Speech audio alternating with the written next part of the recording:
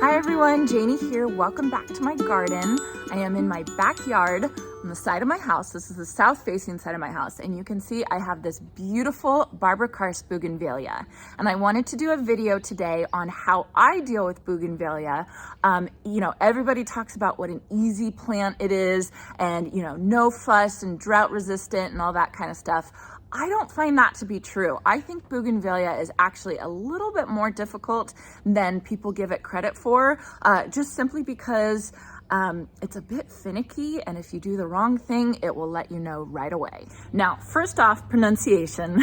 I get a lot of comments saying that I'm pronouncing bougainvillea wrong. Some people pronounce it bougainvillea, some people pronounce it bougainvillea. I actually looked it up and both are totally appropriate. So I've always called it bougainvillea, so I'm gonna go ahead and continue with that. I know my friend Linda, who's from the UK, who watches my videos, she said they call it bougainvillea in the UK as well. So bougainvillea, tomato, both are right. So bougainvillea is a beautiful, beautiful shrub that brings so much color. The color actually comes from the bracts. The pink here, these are not the petals. They're bracts on the flowers. And then if you guys see these tiny little white dots here, those are the flowers. So when I see the white dots on my bougainvillea, I know that my plant is happy and my plant is thriving.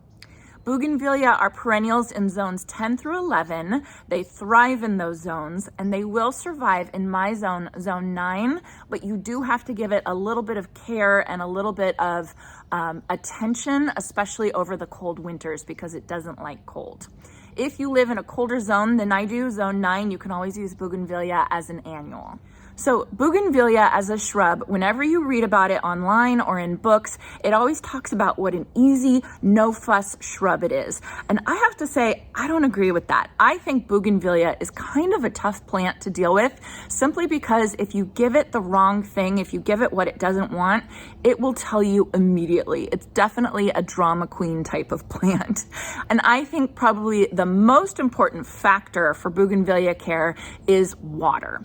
If you give bougainvillea too much water too often, it's gonna let you know and it's going to suffer. I will show you guys a clip of this plant versus the plant right next to it on the other side of my hose, and I always water everything. I use the hose on the left side. So the bougainvillea plant that I have to the left side of my hose is suffering. It's obviously getting too much water.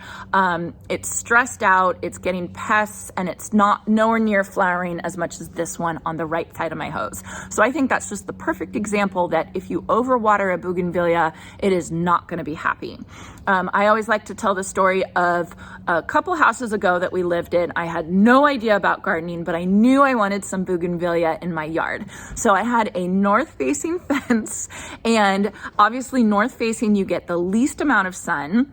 I decided to put the bougainvillea along the fence, and then we had this big lawn covering the area. Obviously lawns have sprinklers, and during the summer we watered our lawn 3-4 times a week. So these poor bougainvilleas were getting so much water, and they first started off losing all the bracts, and then they started losing all the leaves, and I had no idea what was wrong with it. I thought they weren't getting enough water, so I was hosing them off some more, and pretty soon they died. And I know I killed them with kindness. I gave them way too much water. For these bougainvillea that I have along the south side of my house, I don't even have them hooked up to drip irrigation. I will come by maybe once a month or every other week, and I will give them a deep soak with my hose. And if I forget about it, I don't worry about it too much, because honestly, they do not want that much water. Jason and I went to an island in the Caribbean a couple years ago, and there was so much bougainvillea everywhere on that island. It was Grenada. It was beautiful. But if you think about the weather on a Caribbean island, it's sunny for a long time, no rain, and then all of a sudden when it does rain, it's a deluge. It's so much rain in a very short period of time. And you have to think that's how bougainvillea like to be watered. Nothing, and then all of a sudden a ton of water, a deep soak. So just thinking about it like that, that's how I like to water my bougainvillea here. Obviously, obviously the bougainvillea to the left of my hose, it's not getting that type of water, that watering schedule, and I have to figure out how I'm gonna fix that. Okay, so the second most important thing for bougainvillea care is sun, the amount of sunlight. So obviously these are on the south facing side of my house. It's gonna get absolutely the most heat, the most sun, and it will be the happiest. Here in zone 9 in my town, Davis, you can drive around town and you can see bougainvillea all over town, but the funny thing is that it is always on the south facing side of a house or a fence or anything like that. I came to that realization one day as I was driving through town, and it was literally the only bougainvillea I saw were on the south sides of the houses. And I don't know if just everybody already knew that, or it just happened to be, natural selection, and the only bougainvillea that survived were on the south facing sides of the structures. Again, in my old house, 2 houses ago, where I planted the bougainvillea on the north side of the fence, they were suffering because they just did not get enough sun. So it's really important, at least in my zone, and if you're any cooler than my zone, you give the bougainvillea as much sun as humanly possible. In zones 10 through 11, obviously in Granada, and then I also went to college in Santa Barbara, which is a very tropical area down south and further south in California. There's bougainvillea everywhere, and it's warmer, and it doesn't matter whether it's on the south side or not. It's happy no matter what. As for pests on bougainvillea, I really don't deal with a lot. Probably the most that I deal with are aphids on the new growth, and mainly just on the plant that's stressed out with getting too much water. So obviously, if you have a stressed plant, it's not going to be able to handle pest pressure or disease pressure as well. And so I really noticed, especially this year, that the bougainvillea plant that's not happy, the one that's the most unhappy for me, is the one that got aphids on new growth. And it was really easy to deal with. Check out my new video that I did on how I'm dealing with aphids this year. Spoiler alert, I just squished them and sprayed them off with the jet stream on my hose. So when it comes to pruning your bougainvillea, I like to prune it because I like to keep it under control. I usually prune it about 2 to 3 times a year, and last fall I pruned this whole wall of bougainvillea way back because I wanted to kind of train it to a certain area and not let it just get crazy, which will happen with bougainvillea if you don't prune it.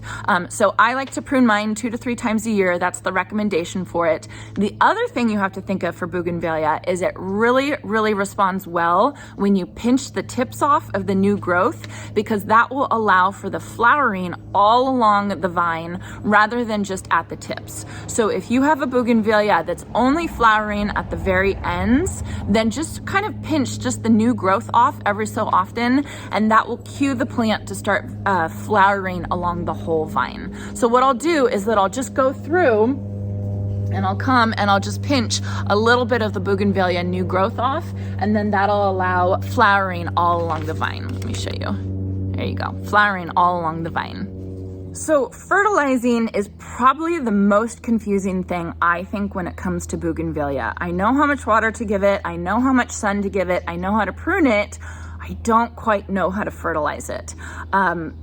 I think you have to be really careful with fertilizing bougainvillea not to give it too much nitrogen, which is the first number in the 3 numbers of your fertilizer, because if you give it too much nitrogen, you're gonna have a lot of green leafy growth, which is the opposite of what you want for bougainvillea. You want a lot of this pink bract flowers, everything. You want this to be a flowering shrub all over, and you don't want it to go crazy with the green leaves. So if you give it too much fertilizer, it's going to be too green, too much leaves, and it's not going to be the look that you want it to be for bougainvillea.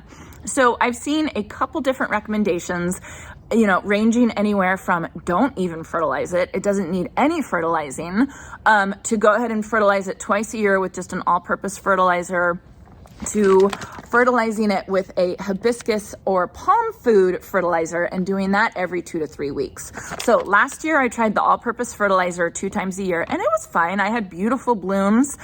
But this year I'm gonna try this hibiscus and palm food probably every month, just so it can be on my rose fertilizing schedule and my lemon tree fertilizing schedule. And I'm just gonna see how that does. Now it's kind of funny because this one does have it's a 653, so that does have a lot of nitrogen in it, but I'm just gonna try it this year, and I'm just gonna see what happens and see if that recommendation is what the bougainvillea need. I really think, you know, I always say gardening is an art, it's not a science, so you can look up everything that people say, but you just need to kind of try it and see what works for you in your situation.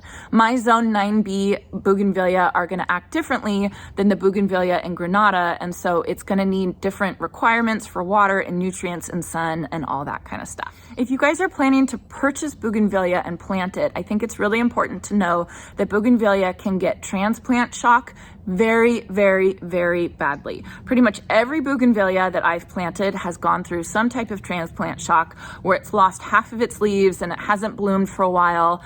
And you just have to be so, so careful. Some people will recommend leaving the bougainvillea in the pot and just cutting slits in the pot and cutting the bottom out of it so the bougainvillea can grow out from the pot. I think that that is, you know, not really necessary. I just take it out. I do not rough up the roots. I don't scratch anything. I carefully take it out of the pot and then I carefully plant it in the hole. And then I kind of just expect that there's going to be a little bit of transplant shock. But it's just important that you know that when you're planting your bougainvillea, if you're going to take it out of its nursery pot, it's going to be unhappy for a little while.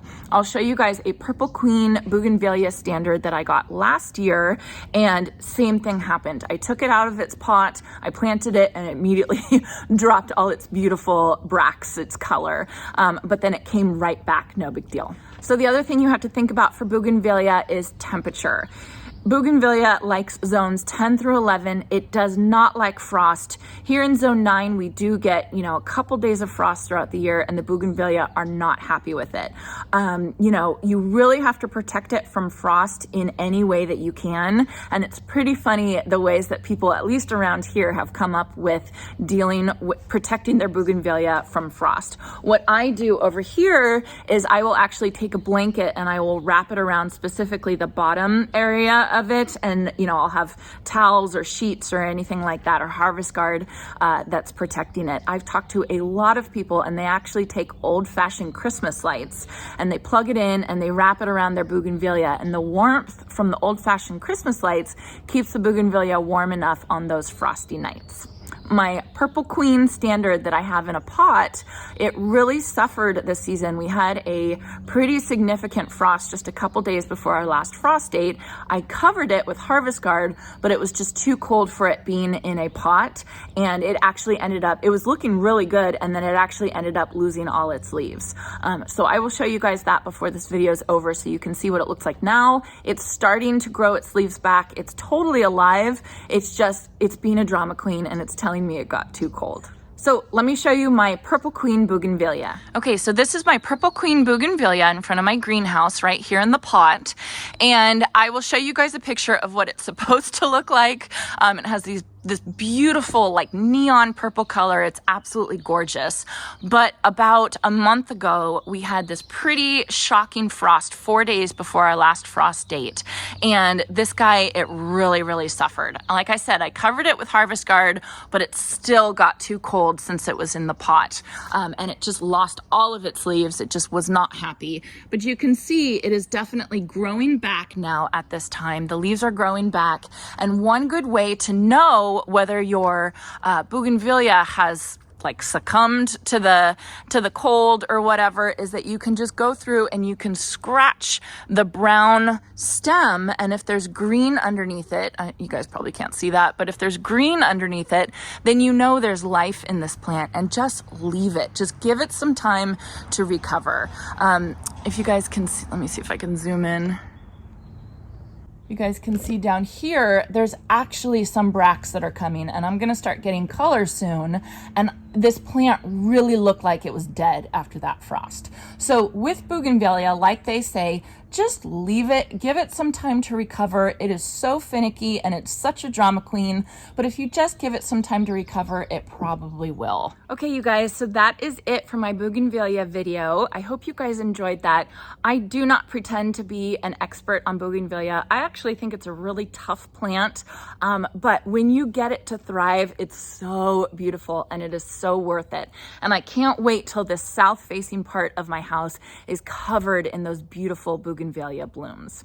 So the varieties that I have are Barbara Karst and Purple Queen, but there are a lot more beautiful varieties of bougainvillea on State Street in Santa Barbara. If you've ever been there, there's a portion of the street where they have like every different variety of bougainvillea, and it looks like this beautiful rainbow of flowers. It's so beautiful. If you guys ever get a chance to see that, I would say go see it. It's gorgeous.